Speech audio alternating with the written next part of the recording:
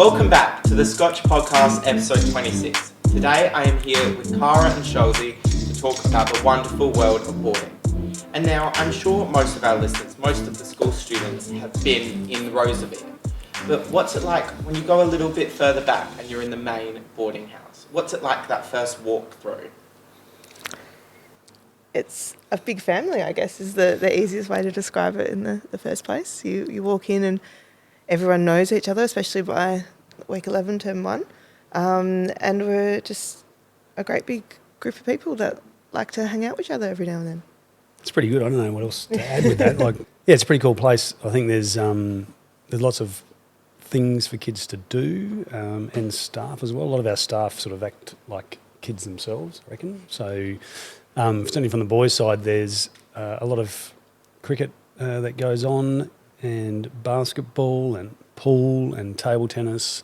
I think the amount of time they actually spend in the house for our kids is not huge, really. They do a lot of other stuff, and then the house is a nice place for them to come, when they need some downtime or if they want to just hang with their friends. You guys get up to so many amazing activities. What have you done this term so far? I just went go-karting the last 2 weekends I've been on. It was so popular. We went again, and now we're trying to organise a inter-school go-karting competition. Go-karting. We haven't been paintballing this year. We normally go paintballing in term 1, so that might be something for term 2. Alex was asking about paintballing, actually. We need to go paintballing. Put that on the list. So that's always big for us. Susie went ice skating. And to the 10-pin bowls. 10-pin bowling, yeah. I did a couple of years ago. I went to a smash room. I was actually thinking we might bring that back again. Yeah. There's a fair bit of different things that happen. That just made me think of escape rooms as well, which is another thing that we do normally in term 2 or 3 for that. But there's a fair bit of stuff. Every weekend there's something. We tend to take a group of kids to the footy as well when there's a football game on at Adelaide Oval. So we had a quarter of the house went to watch Port Adelaide play West Coast teams at the start of the season. Everyone was very excited, so they all went there. So when there's an opportunity to go to the footy, we tend to go there as well. So there's a range of things that we do. And now every border week, we see what it's like for the boarders to have to get ready in the morning. What's it like from the adult's perspective, trying to get so many kids ready for school? That's a great question. Luckily, we have some very helpful staff that do a lot of the work for us. It's just, for us, it's that last minute. You would have walked past the house in the morning and we play a song, goes over the loudspeaker at 8:15, and we're just doing the final touches. Tuck your shirt in. You're late, where are you? Have you done your homework? I wouldn't have done my homework. I need you guys to keep me in check. Well, that's one of the good things about being a boarder, isn't it? You get designated homework time. Exactly. And a lot of staff to help you. So there's a lot of, we have about 8 staff on every night. Some of those are wellbeing staff and they sleep over, and then the others that are designated purely to help with academics. So our kids get the opportunity to have a lot of help should they need it. So I think the structure of boarding is really helpful for a lot of kids, like the actual ability to know that we're all going to do homework at the same time. Everyone is striving to be successful for whatever that looks like for them, and it's a pretty good environment, I reckon, for kids to be able to be successful at school. I think long term as well, it helps them. Like if you go into any kind of tertiary study, not just university, TAFE or anything, to know that if you set aside some time, you've got time to do it and get it done, and then you can live the rest of your night, however it is, if it's on flicking on TikTok or watching TV or going to kick the footy. And what have your personal moments in the boarding house have been so far this year, let's say? I think the start of the year was a really big highlight. Only the second year we've done it, we've had all the new boarders arrive a day early, and our current boarding leaders ran that evening, and it was so lovely that everyone had a role to play and they did it so well, and there were so many people happy to be behind the microphone, leading different activities, and it was really cool because new parents get to see that as well, so they see some of the amazing kids that we have in the house. Yeah, I think my highlight is definitely around the new kids that have come in. We've got some fantastic new people that have come and added a lot to our boarding house, and then the way that our returning boarders have sort of embraced all of our new kids, and it just feels weird. Like we're in week 11, but it feels like a lot of the kids that have only just started this year. It feels like we've known them for a long time because they've sort of fit in so well. So the house, it just feels really good at the moment. So holistically, it's just a really nice place to be at the moment. Probably better than I can remember it for almost ever for me. I feel like it's really going well. And the boarding house has faced so many challenges in recent years with COVID and everything. Would you say in recent times that's like made you all like a bigger and better happy family and group? Being able to get through that? Interesting question. That's I think that time was definitely very difficult for us because our attention, because we're very much about emotional and social well-being and trying to create an environment that's a nice place for kids to be. And then in COVID, that flipped to be completely all about physical health and physical well-being, making sure kids didn't get sick. So then that became pretty challenging because we had to we inadvertently had to sacrifice some of the stuff that really is why we became, I suppose, boarding leaders, because we really are passionate about that social and emotional well-being for our kids. So I think what actually happened for COVID was a bit of a blip for us, and it sort of almost set us back a bit, I think, as a house. But I do think that we've probably come back and we're in a stronger place now because of it. It was hard, but yeah, we feel like we're in a very good place at the moment. And the boarding house has their own house structure. Tell me a bit how that works. So we've got 4 clans. And so what's really cool about that is we actually get our Year 10 students to lead those. So that's a real challenge because if you think even in the day school, when you're in Year 9, you've still got those senior leaders to help you. They're the ones that have to organise things. And it's not an onerous task, but it's still a challenge. So it's really cool that we have those. And we do different things. So start of next term or when Borders Week begins, we're having our Splash Carnival. We'll go to as you mentioned before, the escape rooms. We're thinking about doing some little inter-house competitions, maybe a basketball or something with those clans. So just another sort of level of connection that we have in the house.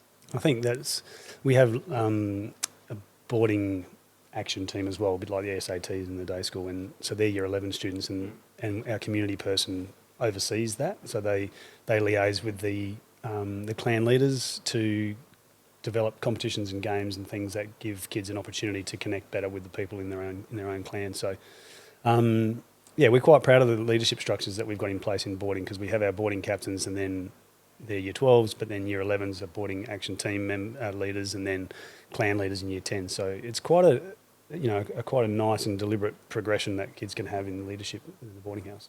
Picture this scenario. The school has been overrun by zombies. How would you protect the boarding house? It's an interesting question. Obviously, one we were very prepared for.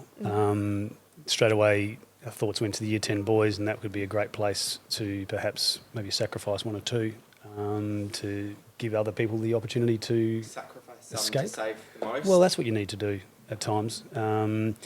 And our Year 10 boys traditionally have been the ones you probably would sacrifice, although I would say that this year our current Year 10 boys are absolutely Brilliant. Gold. They're some of the best kids, and we actually had a lunchtime meeting yesterday just to discuss our dorm, their dorm, I should say, and the respect that they have for each other and how they want to live, and just really mature conversations about how they go about living things. So maybe this year I wouldn't sacrifice them. Years gone by I probably would have. So therefore, I'm stuck. Not sure. I'm not sacrificing anyone. Oh, maybe we'll just barricade ourselves into. Yeah, we've got multiple rooms, though, so I'm sure zombies aren't that clever.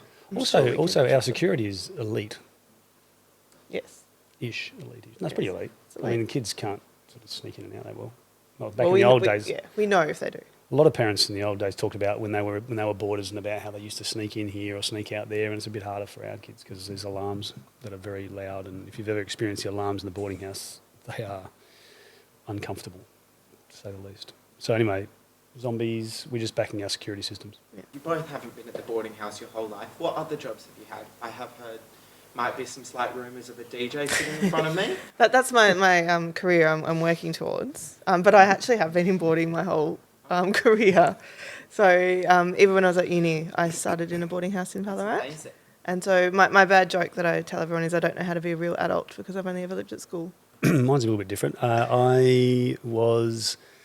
Scotch is the first experience I've had at an independent school. I worked in London at a few different schools doing this sort of usual Australian thing that Cara's done as well. We've worked overseas for a while, and for me, played cricket overseas. And then when I came back, I worked at Murray Bridge High School for 6 years, and then at Ranella East High School for 5. And then an opportunity came to come to come to work at Scotch, essentially to coach cricket to start with, and then I did sort of a year of that and did a few little bits and pieces. I did one night a week in the boarding house, and then an opportunity came up to be the head of Gordon. So I was the head of Gordon for 1 year before Nick Maxwell. I think Nick Maxwell took over next. I don't know, a few other people in between. Anyway, then I was head of middle school for a year while Kelly Sharp had a baby, and then I was director of wellbeing for a year before Mr. Kasbergen came into that role. And since then I've been in boarding since then. So with 9 years, Cara, Susie, Sam and I have all been together in boarding. So I think that says a bit about the boarding house and how enjoyable it is to work there, because for 9 years for the same 4 people to be leading it is pretty special, I think. What would you nominate as the boarding house mascot? If you had to have them run a race against the normal house mascots, what would you put forward? What costume? Oh, that's interesting. So I was thinking about an animal straight away, and I was thinking about the different animals that we've had in the boarding house. No, I think you need to have someone dressed up with like Crocs and socks and like long pyjama pants and a rugby, just that traditional Borders attire. Are you socks and slides supporters or no? I'm a Crocs and socks kind of girl. I do that. I do find myself dressing like a Border occasionally, unintentionally. Yeah, not me. No. I'm not really. No? I'm not really with socks and slides. No, it's not my thing. But But that's what I think. I feel like we need someone, caricature of a traditional, what a Border is known to look like. What input do you think the boarders get to have in the boarding house? What do they get a say in? I think when we first started, if I think back 9 years ago, we needed to make a couple of pretty big changes because we felt like there was some things that were not working as well as they might. And so we sort of made some calls to change bedtimes, to change prep times, to change dinner times. We changed a lot of stuff. Hand up time. Hand up time for a tech, because all the kids hand up their tech half an hour before bed. And